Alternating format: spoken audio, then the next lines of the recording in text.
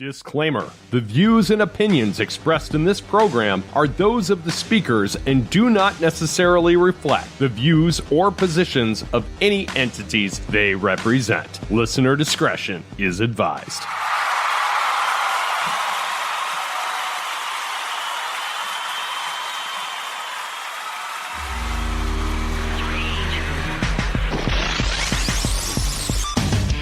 Ladies and gentlemen, I am super excited to welcome to the podcast today, Mike Tyson.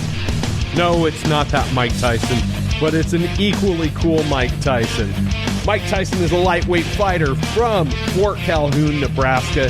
He will be fighting on June 9th at Dynasty Combat Sports Summer Kickoff 2023. I had a great opportunity to sit down with him this afternoon, talk about his amateur journey into MMA and where he plans on going from here. I talk to fighters of all levels all the time. It's great to catch somebody at the start of their career. Ladies and gentlemen, this is Caught on the Mic.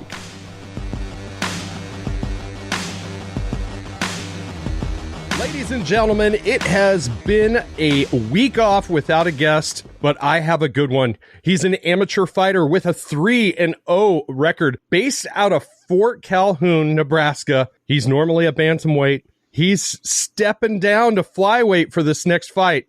Copper Mike Tyson, how are you, man? Good, Mike. Hey, thanks for having me on, man. I appreciate it. Oh, man, thanks for doing the show. How many times do people mess up your name because of the spelling? My whole life. I had wrestling tournaments when I was a kid. My little sister, man, she was probably like 6 years old, would go run to the tables, the announcing tables, and go correct them all the time. It's all right, man. It's all right. Yeah, irony or coincidence, however you define it. To be a fighter with the name Mike Tyson, that's got to be something too. It's a lot of fun, man. I can play around with a lot of different things with it. And so how long have you been involved with martial arts in general? I started wrestling when I was about 5 years old. And then I got into like Muay Thai, Jiu-Jitsu, things like that when I was like 16 years old at Mid-America Martial Arts. And then graduated from high school, stepped off the mat for a little while, and then got back into it about 2 years ago. And I've been at Mick's for the last 2 years. So I love it there. Oh, so that's amazing. There's a lot of good fighters that come from our area, isn't there? There is. There's been so many talented wrestlers, and one coming up, Jacoby Jones. He's I think a 2-time state champ out of Omaha North. He's fighting with LFA. That guy's an animal, and I'm trying to bring as much wrestlers as I can into the gym and kind of take it over a little bit. That's so funny because, a couple of years ago, I think it was right in the onset or right before COVID, my assistant manager at my day job at the time showed me a clip of one of Jacoby's knockouts that he had in Lincoln, and that was insane. It was absolutely insane. Yeah, he's an awesome dude. Super awesome dude. How long have you been training at Mick Doyle's? I've been at Mick's for like 2 years now, and I absolutely love it there. The environment's incredible. I got great training partners there, great kickboxers to help me develop my striking, and I'm glad I got back into it. I always wanted to fight my whole life, said it my whole life, and I'm happy I finally did it. So let's take a deeper dive into your origin story. Kind of, you said you started off as a wrestler. I'm assuming you wrestled all through high school and what have you. So why don't you introduce yourself and kind of talk about the origins of everything that you do? I'm Mike Tyson. I started wrestling at a very young age, and I got really into WWE. I got a lot of siblings, and so my brothers and I we were wrestled around our whole lives. We still do. One of my little brothers, Jordan, he trains with me, and but my older brothers came over with UFC Undisputed 2010, the video game, and then I started seeing UFC on Spike and started watching it at a young age, and didn't really get in the gym at all. But I'd watch the fights, try stuff on my little brothers, and then I got old enough to drive, put myself in the gym, started training, and here we are now. So video games and WWE being the gateway drug into MMA for you, who are some of your favorite wrestlers, like WWE wrestlers growing up? My favorite were the Hardy brothers, Jeff and Matt Hardy. Yes! I love those guys, man. They're not huge buff dudes, and and it made it look like anybody else can do it too. Yeah, did you ever try laying the Swanton bomb on Any of your siblings? Oh yeah. At the beginning of every show, it says, "Don't try this at home." And in between commercial rounds, we were beating each other up.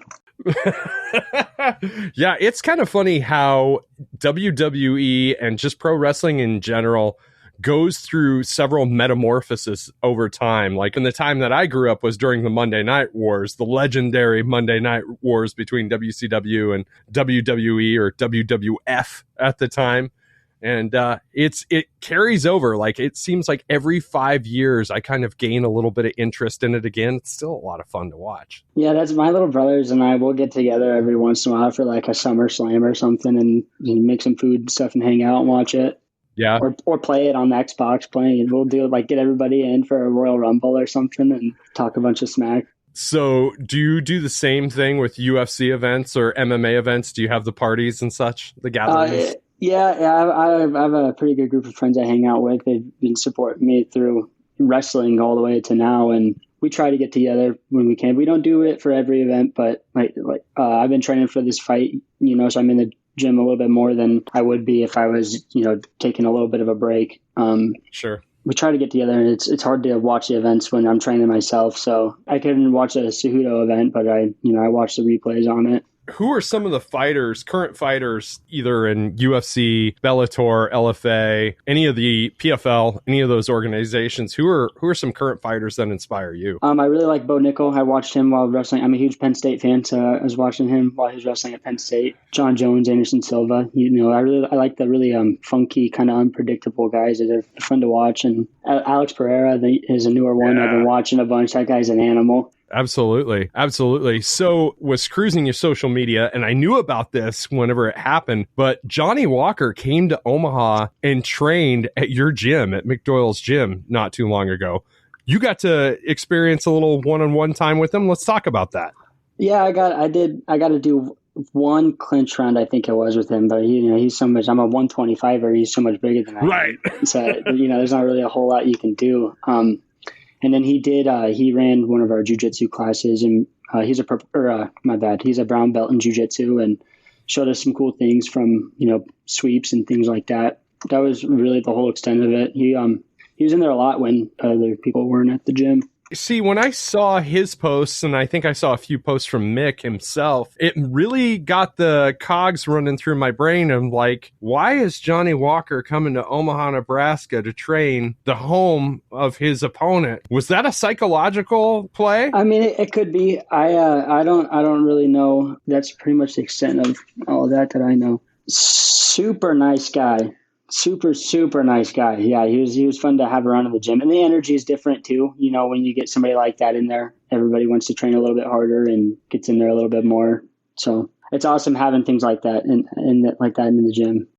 Yeah, and he seems like he's a pretty upbeat guy. And Omaha has, their own fair share of well-established fighters that have come from the area. Houston Alexander, Drew Dober, Anthony Lionheart Smith. And then in the boxing realms, you got Terrence Crawford.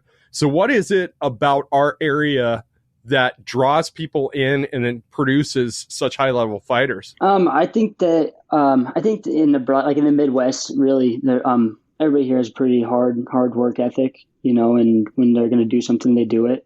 A lot of those guys you named were wrestlers prior to MMA, and man, that's a grind, as a kid. That's that corn, man. Probably they're putting something in it. So you've been fighting in the amateur circuit for 2 years now, not quite 2 years? About a year and a half, maybe a little less.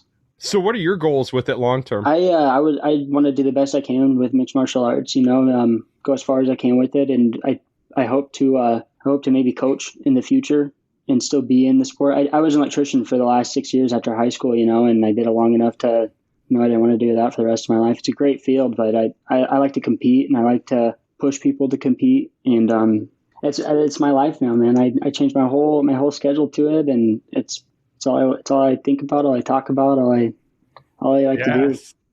Yeah, and that's the thing, man. If you can make your hobby your occupation, then you're doing something right with life. You're never working a day in your life. Right, exactly. So Exactly.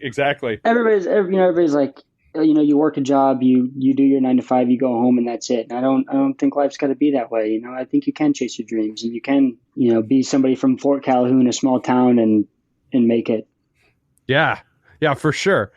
So what's your family's reaction to you fighting? I mean, a lot of people didn't think I was going to be aggressive in my first fight. They didn't think I was going to be aggressive enough they didn't think I had it in me, like Right. the have that dog in me, Yeah. Now they love it. My whole family's been so supportive. I've got a huge family. My great grandma had 17 kids, and they've all had kids, and so there's a lot of people. So they all come out. My aunts, my uncles. My grandma was even at my last fight. She went to maybe one wrestling tournament or so, and she was at my last fight. So it's cool everybody likes to come together for it. My whole family likes to see each other for it, and it's a good time. How many siblings do you have? I have 8 siblings. Oh, wow. And where are you at in the pecking order? Smack dab in the middle. So you've got older siblings and younger siblings, and you said your younger brother trains with you? Yeah, Jordan. My parents named him Jordan. You go down the line. He's 13 months younger than me. You go down the line of kids. It goes Michael Jordan. So nice. Yeah. So he's been training. He's been up at Mick's for close to a year now, I think, and he was a wrestler too. He was a tough wrestler, and we call him tough. And he's been killing it there. He's getting better every day. Nice. He's there right now. That's where he's at right now. That's amazing. So does he have ambitions to go into the world of MMA as well? Yes, we don't know when exactly he's going to fight, but he does plan to fight. He did a jiu-jitsu tournament back in April. Yeah. The grappling industries, he got double gold there. So for gi and no gi at his weight. So how have you adapted jiu-jitsu into your wrestling, with both of them being ground game and both of them being so intense? I was a very heavy mat wrestler. I was on top. I get the legs in, the boots in, ride people out, tire them out, and turn them to their back.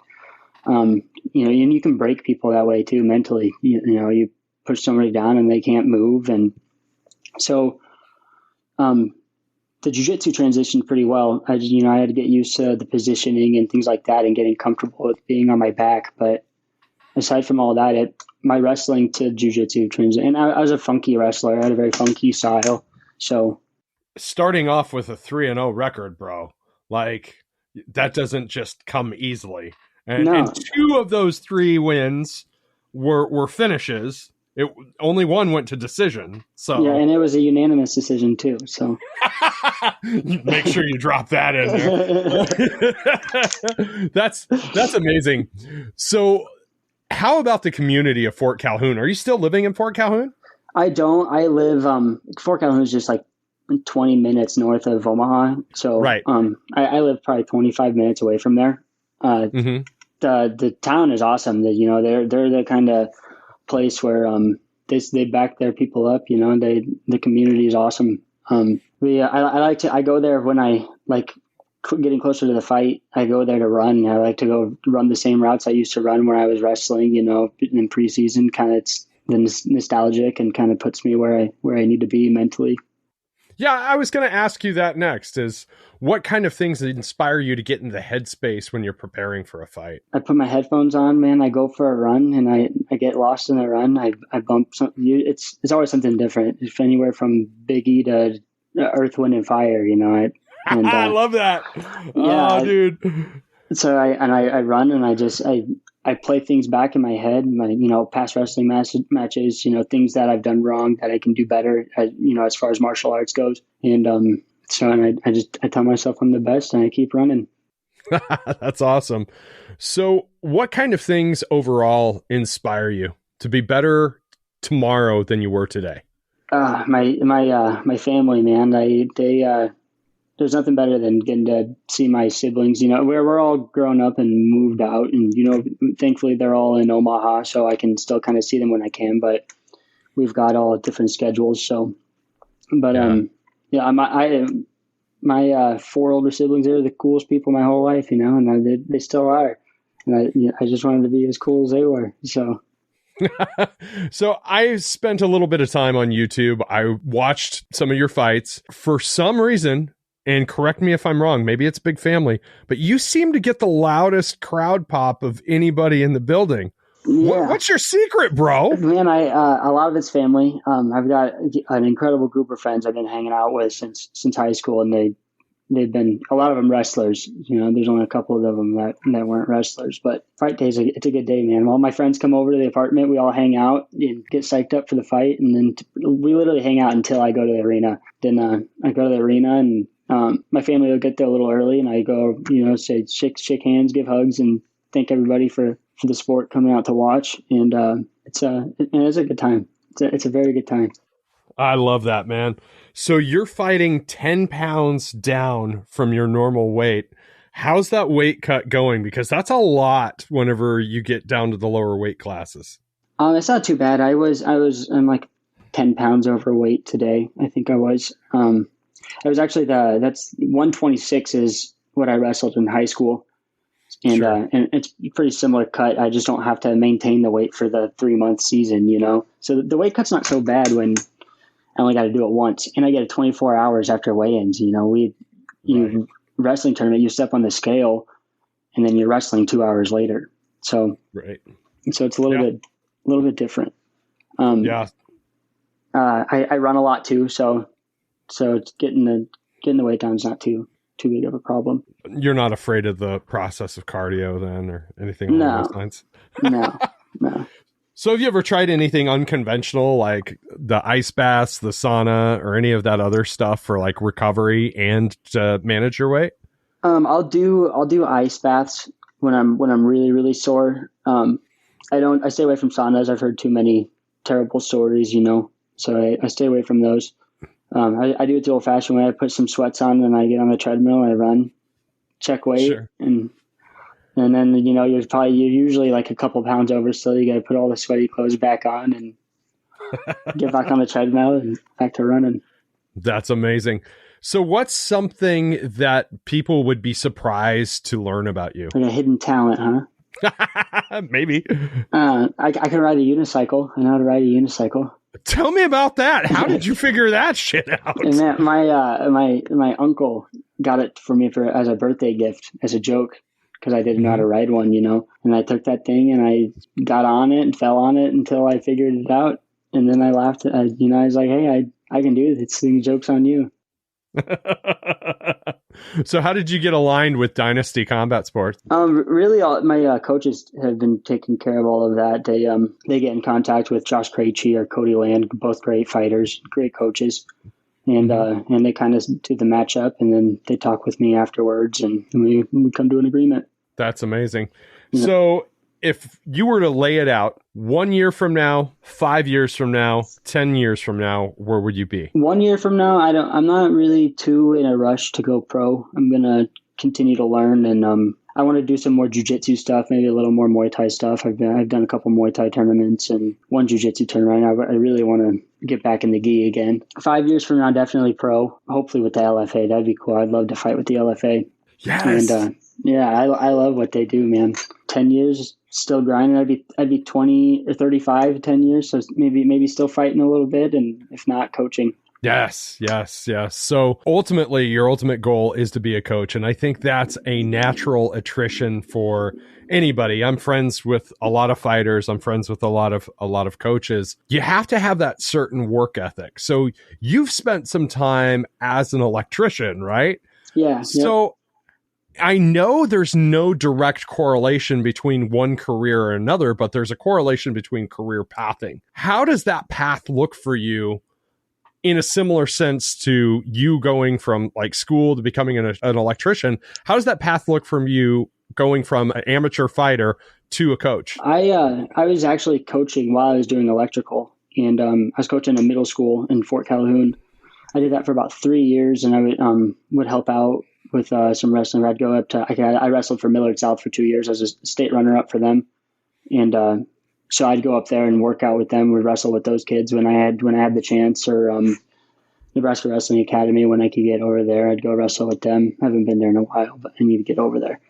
And I was wrestling with these, you know, they're high school kids, but they're incredible athletes, you know, like, and I was like, man, I can still do this. I can still compete. I still got it. So I was still doing electrical kinda, and then it was like in the gym training myself. And so I got out of coaching and started training again. And, I just kind of always had one foot in, and then, you know, I was like, Mike, if you're going to do this, you got to get 2 feet in and be in it or be out. So I took the dive. I quit being an electrician. I work at Addie's Sports Bar and Grill now, and I train a bunch. That's amazing. That's amazing. So what's something that you wish you would have known before you started this that you know now? Man, I wish that I would have just started it earlier, man. I didn't win state my senior year of high school, and I was pretty disappointed in myself, upset with myself, and I was like, man, I'll never touch a mat again. You know, I'm never going to compete again. I wish I had wrestled in college. You know, that's another one of my regrets is not wrestling in college. I had a few people looking at me, and I should have taken one. Yeah. And then I think ultimately the path would have eventually led to where I'm at right now. Yeah. Yeah, I can sympathize with that, you know. Very similar story, you know. I had a lot of scholarships in front of me in high school, and actually I was a musician, and I chose, man, I'm going to just go try and be a rock star instead of taking up all these scholarships. So there's a part of me that regrets not taking that path, but there's another part of me that says I wouldn't have had the awesome life that I had if I had taken that path. You know what I mean? Right. So it's hard to regret it, because I along the path I've been on right now, I've met a lot of cool people, you know, and I wouldn't change that for the world. But yes. I think that I could be at a different level now than I am right now. Absolutely. Absolutely. You know, but the unsolicited advice that I'm going to offer you right now is constantly look at the world through a windshield, not through a rear view mirror. Look at what's next, not what happened before, you know? Hey, all we can do is we can live and we learn, man. That's right. That's it. Absolutely right. That's what I do, man. So given everything that you've learned in the past year of competing and getting to compete on such a high level promotion as Dynasty Combat Sports, what's some advice that you would give, and this is a very unconventional question, for making the world a better place tomorrow than what it is today? Man, I think people should step out of their comfort zone, you know, and we can be in a better place. If people got out of their comfort zone and quit being, you know, intimidated by things and just try things new. You know, yes. I tell everybody to try jujitsu. I tell everybody to get into it. You know, hey, it's not what you think it's going to be, and you might love it. You know, I don't care if it's like knitting or whatever it may be. I don't know that world. I know the world that I'm in. You know, so I promote that a lot. I promote wrestling. I promote a lot of jujitsu. You know, any martial art really, man. It'll humble you. It changes your mindset on things. You know. Yes. You know, at the end of the day, we're all, you know, we still wake up in the morning. We got to be, you know, people need to be more kind too. There's not enough kind people in the world. No, I agree. There's not enough kind people in the world. I agree. And that's one thing that I've noticed, and one thing that I'm a huge advocate about, because I have people from all walks of life on my show. But the thing that I find constantly that I think shocks people is the level of humility that fighters have, and how cool-headed fighters actually are, and how kind most fighters actually are. Is there something to that? Is there something to getting aggression out in the competitive space that kind of helps you live a more peaceful everyday life? Yeah, I mean, a lot of people, since I've been doing it, a lot of people are like, oh, you must have been in a lot of street fights, you know, growing up. And like, no, I've never actually. I stay away. I turn the other cheek, you know, walk away. It's not that deep. It's, you know, my opponent, they train hard too. You know, I know exactly what they're going through. I'm doing it myself, and you know, and there's no reason to hate each other. We're doing it to compete and test ourselves, challenge ourselves, and I don't know. It's a crazy life, man. It's a crazy lifestyle. That's amazing. Dynasty Combat Sports Summer Kickoff 2023 is June 9th at Liberty First Credit Union Arena, formerly known as Ralston Arena. You can get your tickets online at nitrotickets.com. Check it out. I am glad that we've had the opportunity to have this conversation today, Mike. Yeah, thank you, man. I appreciate it. It's been fun to chat with you. Yeah, just a couple of mics hanging out on a Tuesday afternoon. Caught on the mic. In Nebraska, it's all good. Man, Mike Theisen, thank you very much for doing the show. The world is a better place with you in it, my friend. Hey, thank you. It's a couple quick shout outs really quick. I just want to thank my coaches at Mick Doyle's, Mick himself, Willie, Josh Krejci, Emeka, and Cody Land. They've been awesome. My family, my friends for supporting me. I couldn't do it without any of them. And my sponsors, one of the things, Abe's Trash and Decky Schmecky Photography. And that's all I got, man. Hey, you guys, all you people that just got shouted out here, make sure you share this episode with everybody you know. I would totally appreciate that. Yeah, I'll make sure they do. Thanks, Mike. Once again, I'd like to thank Copper Mike Theisen for being on the podcast today. I want to give a shout out to my friend Henry from Dynasty Combat Sports for hooking this up. You can follow Mike on social media. Search him out on Instagram. He is tagged in the episode description in the Caught on the Mic Instagram page. Make sure you're giving me a follow on all forms of social media, on Instagram, on Twitter, on TikTok, and Facebook. And visit me at www.caughtonthemic.com. There are promotional opportunities for your business to get in right now to be a sponsor on Caught on the Mic. Shoot me an email, caughtonthemic@gmail.com. I would love to talk to you about reading an ad for you on the show. This has been Caught on the Mic with Michael Clark. I'm Michael Clark. Until next time, thank you.